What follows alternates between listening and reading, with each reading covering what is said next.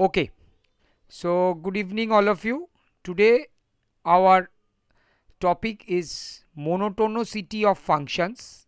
That is again one of the application of derivative we will be talking about, and especially if you are dealing with the functions, the most useful element taken into consideration among the post-mortem activities of functions is their monotonic behavior. So if a function is monotonic, means what do you mean by monotonicity? Functions are said to be monotonic if they are either increasing or decreasing in their entire domain.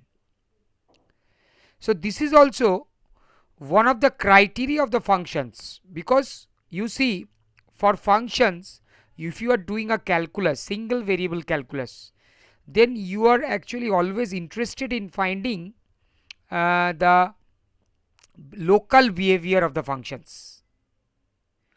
That means you are checking the limits, continuity, also the differentiability in the domain, and also you have to check the monotonicity. So this is the thing. So monotonicity means either increasing or decreasing, right? So before we talk about this monotonic behavior, let me give you some examples so that you have an idea of what we are talking about, increasing and decreasing. Let us have some well known functions. Suppose you are talking, if you are talking about fx is equal to exponential functions, e to the power x, or maybe any exponential function, a to the power x, to the power x. So these are actually increasing functions. Why? You look at that, the nature of the graph, will be like this. So it's increasing. We used to say that exponentially growth or exponentially increasing. This is exponential function.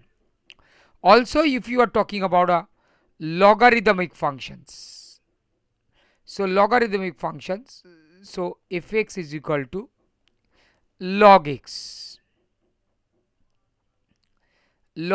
base a, and base must be greater than 1, then it is increasing, otherwise not. So you look at that, the log x will be like this, so it is also increasing if base is greater than 1. And suppose another linear functions, if you are talking about a linear functions, fx is equal to 2x plus 3, so this is a linear function and this is also increasing. You can draw the diagram of a straight line like this. So look at that, this is also increasing. This is the line y equal to 2x plus 3. So this is also linear functions. So these are all examples of well known increasing functions in their domain. Exponential function is throughout increasing, log x is increasing in the interval 0 to infinity, and 2x plus 3 is throughout increasing. What do you mean by increasing? That means if you are moving along the x-axis, the function will increase, right? So that is the concept actually. And also we can draw some functions of decreasing functions especially. So let me give you some examples of decreasing functions. Now suppose you are talking about exponential of x. Let me talk about e to the power minus x. This is also negative exponential function. So look at that, the function is decreasing. This is your exponential, but this is negative exponential function and this is decreasing. So as you are moving towards x along the x-axis, the height of the function decreases. So this is why it is called decreasing function. By observation, we'll explain what is the increase and what is the decrease, we'll explain later.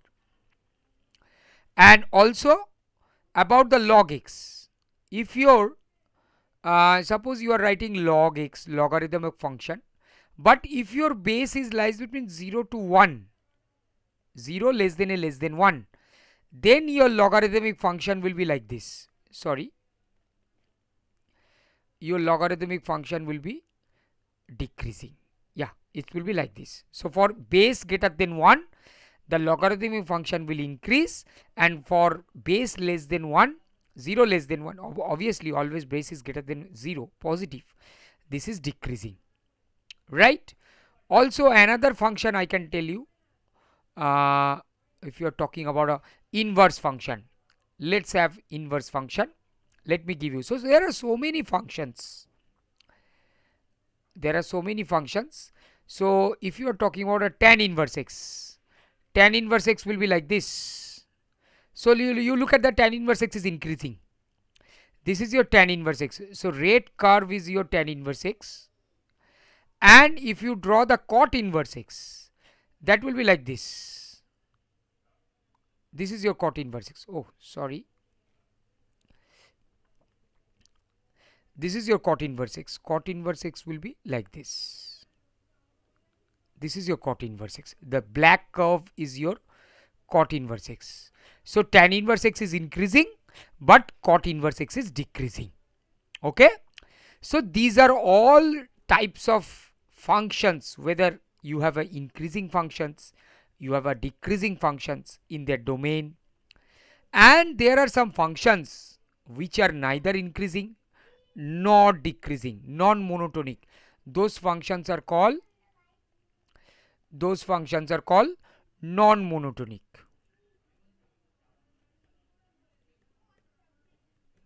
right? So those are non-monotonic functions. So neither or maybe it is increasing as well as decreasing in their domain. You can say, it's better to say they are increasing and decreasing in their domain. So look at that. This is a sine curve. Sine curve, this is sine x. It is increasing as well as decreasing. If you look this interval, in this interval it is increasing. Again, if you consider this interval, in this interval it is decreasing. So it is increasing as well as decreasing in their domain. Also, if you are talking about a quadratic function, ax square plus bx plus c. So this is a parabola actually. Ax square plus bx plus c. So this is increasing as well as decreasing, right? You see, if you take this interval, it is decreasing your left hand side, and if you take the right hand side, it is increasing in this range. And also, if you are talking about a mod x, what is mod x? Mod x is a well known diagram. So this is your y equal to mod x, and you see mod x is also decreasing, again it is increasing, right?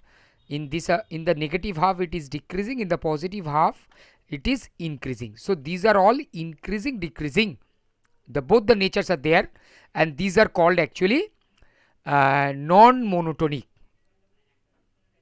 Non-monotonic means either increasing or decreasing, but if you have the both the features, they are called non-monotonic, right? So this is about some examples. Now let us define in a mathematical point of view, what is the monotonicity of a function at a point.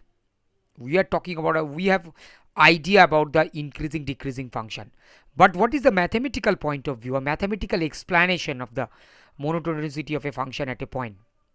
So let us have that. A function is said to be monotonically increasing at x equal to a if fx satisfies this relation, that is f of a plus h greater than fa and f of a minus h less than fa. So let me draw the diagram. So this is the coordinate axis and this is the function. So and this is the point a, and h is very small, positive h is very small, so that you have taken a very small neighborhood of a. So I have taken a very small neighborhood a. Maybe it looks larger, but for your better understanding I have taken it is a magnified, but actually it is very close. You are taking a very small h, so it is a minus h and this is a plus h, right? So you look at that, the functional value at a is greater than functional value at a minus h, the height. So that is verified here. F of a is greater than f of a minus h, and functional value at a plus h, that is f of a plus h, is greater than f of a. That is also verified here in the diagram. So this is the nature of the increasing function. So when you are talking about a monotonically increasing at x equal to a of a function, then it must satisfy these two relations. I will give you the derivative point of view later on, but before that, this is the neighborhood property of an increasing function. In the small neighborhood, this type of nature will be there, and it is clearly visible from the graph also. Next, monotonically decreasing, what will happen then? Let me draw another diagram first.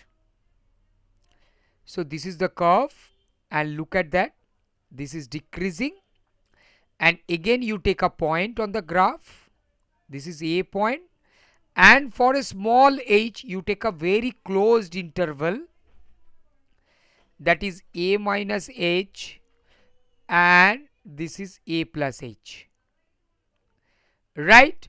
And you look at that, the height at a, the functional value at a, f a, is greater than f of a plus h. Yeah, this is verified from the graph. And functional value at a minus h is more than the functional value at a. This is also verified for small positive h, because you have taken a very closed interval in the neighborhood of a. Always will check the local property. So that is why it is called monotonically decreasing, for these two relations will hold. These two relations will hold. Okay.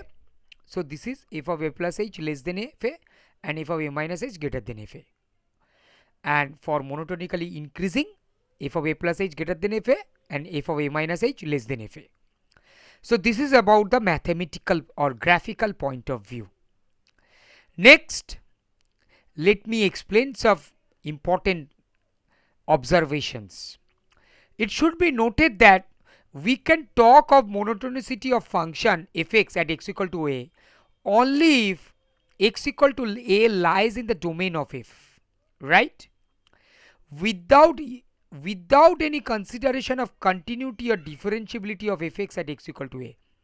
So when you are checking of the monotonicity of the function at x equal to a, you have to consider x equal to a lies in the domain or not.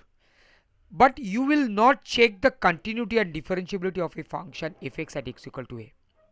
Let me explain that with few diagrams.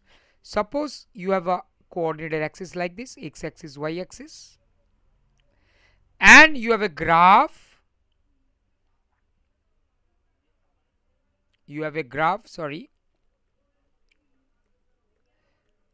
So it will be like this.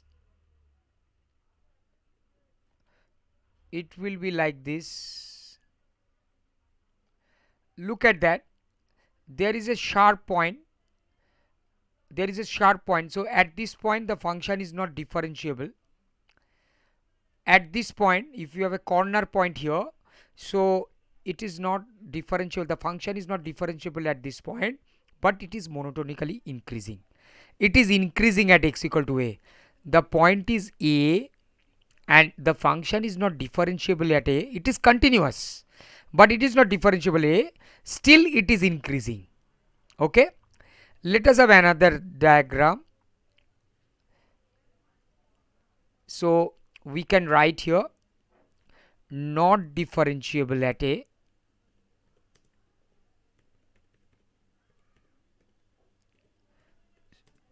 at a but increasing, because it will satisfy satisfy the properties. Suppose you've taken a small neighborhood a minus h, and here also you take a small neighborhood a plus h. So you look at that, it will satisfy the conditions here already explained here for increasing, f of a minus h less than f a and f of a plus h greater than f a. Okay, it will not affect the result. And also suppose another diagram. So okay, again you have a sharp peak here, corner point here. So again you can take it is at a. So again it is not differentiable at a, but it is decreasing. So it satisfies the properties of decreasing function, right? Just already explained. And let me draw another diagram to show you a discontinuous function. So this is the function, suppose, and it is discontinuous at A. This is the A point.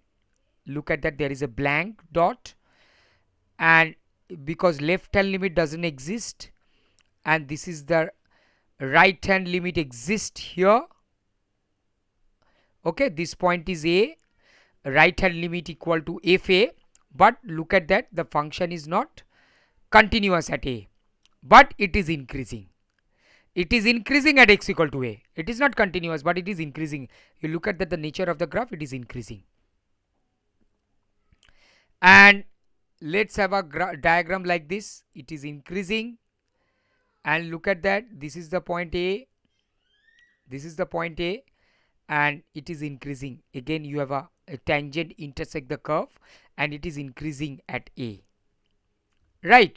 So there are, so what I am talking about, without, so you have to consider the point lies in the domain or not, without any consideration of continuity or differentiability of fx at x equal to A. Okay, that is the important point I want to mention here. Now let me explain more about monotonicity of in an interval. So a function is called increasing on I if x1 less than x2 in the interval I is an interval contained in the domain, and it satisfies fx1 less than equal to fx2 for all x1 x2 belongs to I. And if it is said strictly increasing, then fx1 less than fx2 for all x1 x2 belongs to the interval. Similarly, so there is no equal to sign if it is a strictly increasing function, and decreasing on I, then we have a greater equal to fx1 greater equal to fx2, and strictly decreasing, then fx1 greater than fx2. Okay, so let me once again explain that strictly increasing. So let me draw the axis first, and look at that, this is the function, it is strictly increasing, right? So if you take any 2 point, this is x1, this is x2, so they are very close, you take very close points. So if x1 x2 greater than x1 implies fx2 greater than fx1, right? So this is verified in the interval, sorry, this will be x1. So x2 greater than x1 implies, you look at that, x2 greater than x1 implies fx2 greater than fx1. So this is strictly increasing. And for strictly decreasing,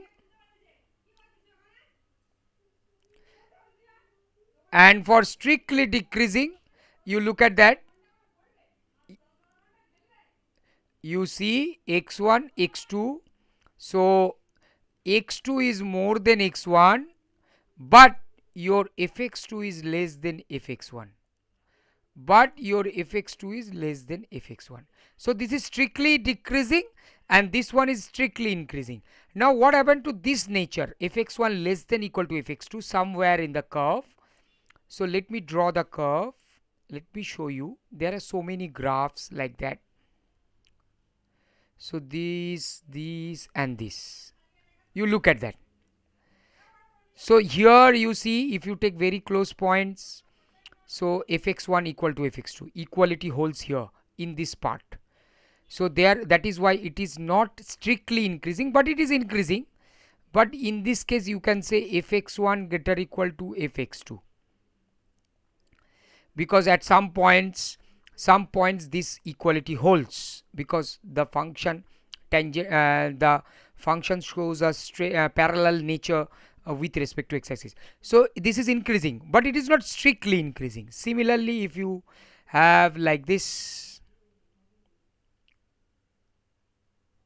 so it is decreasing, but you see in this region, in this domain, the encircled portion, the function will have some equality sign. Okay, this is decreasing, but it is not strictly decreasing. So I hope the concept of strictly increasing and decreasing is clear to everybody. This is very important concept in calculus. Okay, and let me show you now. Let me move to the, yes, this is the most important part of monotonicity, the necessary and sufficient conditions. The necessary and sufficient conditions for monotonicity of monotonicity. What is the condition? That is the graph. From the graph you have to check. But if you don't know the graph, if you can't draw the graph, what is the condition or by which you can check that this is monotonically increasing or decreasing? So we have a theorem here. This is the necessary condition. Let fx be continuous on closed interval ab and differentiable on open interval ab. If fx is strictly increasing on ab, then f dash x greater than 0. That is, first derivative is positive, and that is the test for the increasing function. That is the test for the increasing function, whether a function is increasing or not. For all x ab, for all, this is very important, not for some x, but for all x in the neighborhood, in the interval, and strictly decreasing if first derivative less than 0, negative, for all x. So f dash x greater than 0 for all x belongs to ab, and f dash x less than 0 for all x belongs to ab. So we can relate with the mathematical point of view, the graphical, just I explained earlier. This one, I can relate that one here in the proof. It's a very simple proof. You can easily understand the things. Let it is given that x is an arbitrary, let x belongs to ab, right? We are considering x belongs to ab, and fx is differentiable at ab. It is given fx is differentiable at ab. So at any point you can find out the tangent. So we can write f dash x equal to the first principle of derivative, limit h tends to 0, f of x plus h minus fx by h, right?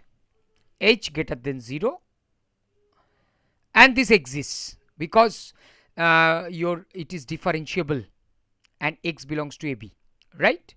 Now number 1, if fx is strictly increasing, if fx is strictly increasing,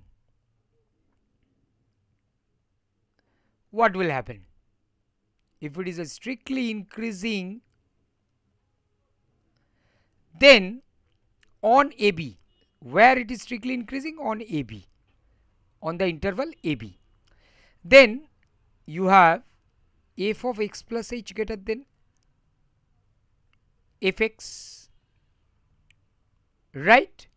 For h greater than 0, for h greater than 0 positive, this will happen, f of x plus h greater than fx, right? Because you see, you can check here. Let me move. Yeah, if it is increasing, f of x plus h, f of a plus h greater than fa. So I am writing f of x plus h greater than fx, right? Okay. Now this can be written as, if you transpose fx to the left hand side and divided by h, because h is positive, so this is also greater than 0, right? For all h, for all h, for all positive h, okay? And this, if you take limit h tends to 0,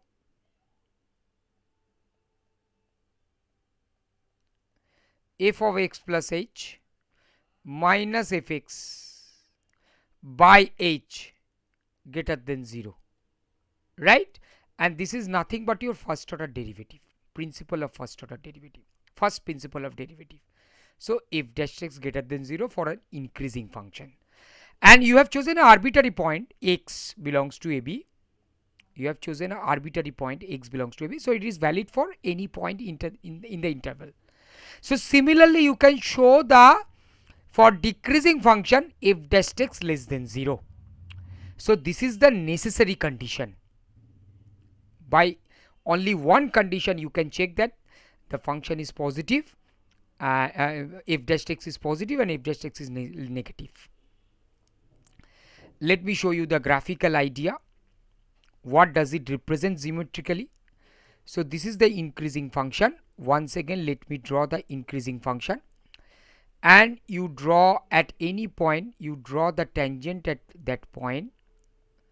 So you look at that the slope of the tangent is if dash x is greater than 0, positive, because this is an acute angle.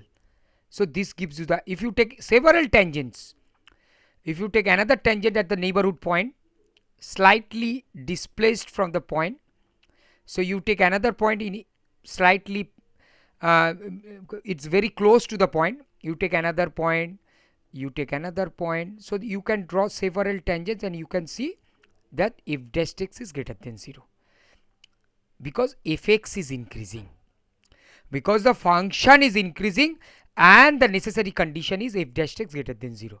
And if you draw the diagram for the decreasing function, so this is the decreasing function, and if you draw the tangent at any point in the interval a comma b, so you see the tangent makes an obtuse angle, and in this case the slope of the tangent is negative if dash x less than 0.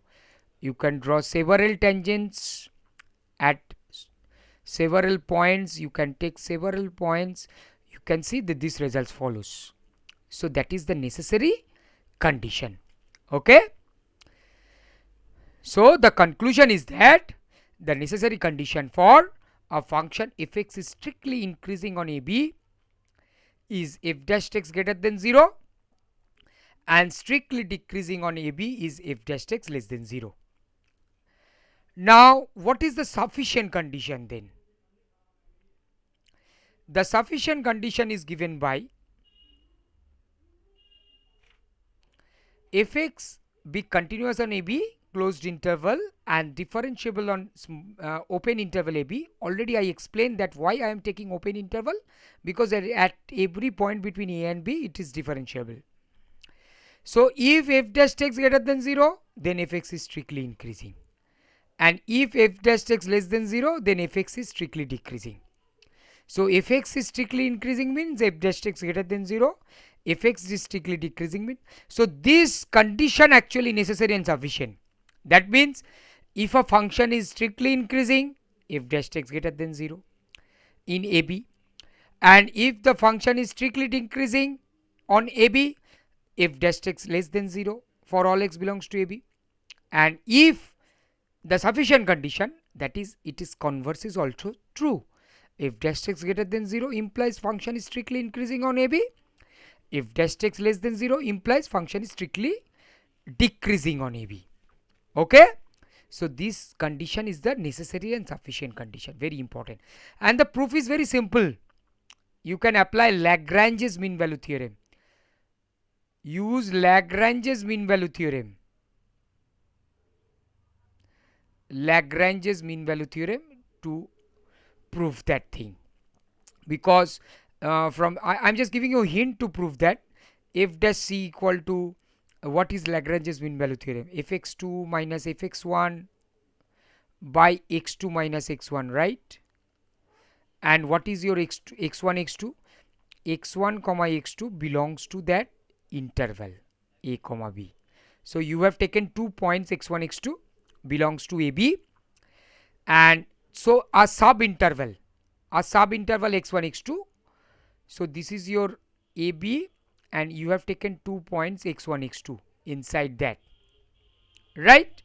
And this is by Lagrange's, you have applied Lagrange's mean value theorem. Now if dash x greater than 0 implies, for increasing f dash x greater than 0 implies for any particular c it is positive, c lies in that interval, right? Okay, so if dash c is positive means this is positive, so fx2 minus fx1 by x2 minus x1 is positive, because if f dash c is positive, this will be positive, and this will give you fx2 greater than fx1, right? Fx2, because this will go fx2 greater than fx1. So it shows that the function is increasing because x2 is greater than x1 from the mathematical point of view. So this is how you can prove the second also. So this condition is necessary and as well as sufficient condition for a increasing and decreasing function. Okay, let's now go to the important topic, that is the point of inflection, that is related to this chapter. Before I describe point of inflection, let me give you the idea of concavity of a function. So what is concavity of a function? So this is the function, suppose, and let me draw two graphs on the two tangents. Let me take 2 points actually. This is alpha and this is beta. So you observe beta is greater than alpha, right? Beta is more than alpha. And if you draw two tangents on at one tangent at alpha and one tangent at beta, okay, then it will show you that f dash beta is greater than f dash alpha, right? So slope at beta is greater than slope at alpha. That means f dash is increasing. That is, f dash is increasing. Slope is increasing. And if slope is increasing, we say f double dash x greater than 0. Just like in the previous case, we have explained that fx is increasing means f dash x greater than 0. That is the necessary and sufficient condition. So in this case, if we say f dash is increasing, that implies f double dash x greater than 0. So this is called concave upward. This is called concave upward function. This type of functions are called concave upward. Okay. So for concave upward, what is the condition for concave upward? F double dash x greater than 0. Positive. Double derivative positive. Next, let me show concave downward case. So suppose this is the thing. So you take, again you take 2 points, one is alpha and one is beta. So one more thing I want to mention here, it is concave upward with respect to the x-axis. With respect to the x-axis, not with respect to the y-axis, with respect to this line. So whenever you are mentioning concave upward, you have to mention a line. With respect to this line, it is concave upward, because as you are moving towards along the x-axis, its slope increases, f dash x increasing. So f double dash x greater than 0. So if you are moving along this axis, x-axis, then you see beta is greater than alpha, but your slope, let me draw the slopes here at alpha. This is the slope at alpha and this is the slope at beta. So this is the slope at beta, and you see if alpha is greater than, slope at alpha is greater than slope at beta. So alpha greater than beta, beta greater than alpha implies f dash beta less than f dash alpha. That is, slope is decreasing. Slope is decreasing. F dash x is decreasing. So this is f double dash x less than 0. So this is called concave downward with respect to the x-axis. This nature is called concave downward with respect to the x-axis, right? So this is the explanation of concave upward downward. Now let's just check the definition. If fx is differentiable on the interval a to b, obviously, then the graph of fx is concave upward on a to b in this interval if f dash is increasing on the interval, and concave downward if f dash is decreasing in the interval. So f double dash less than 0 for concave downward and f double dash greater than 0 for concave upward. Okay. Now what is point of inflection? What is inflection? Inflection is that point where there is a change of concavity. When the graph shows the change of concavity, that is called the point of inflection. Just like this, you see here the curve changes its nature of concavity, concave downward to concave upward. So this point is called point of inflection. Okay. Or maybe it is like this, then in that case tangent, you look at that the tangent intersect the curve, and this point is called point of inflection. But you have to mention one point: f double dash is 0 or f double derivative at that point doesn't exist. At such point maybe your double order derivative 0 or the double order derivative does not exist. So let me explain with some examples. In that case it will be clear to everybody. Fx is equal to x cube. So what is the first derivative? 3x square, right? What is the double derivative? 6x. Okay. So you look at that. If you draw the diagram,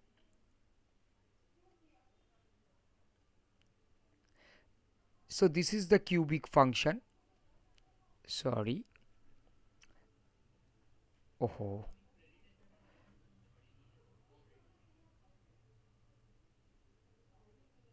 So look at that. It changes its concavity. Maybe I am not a very good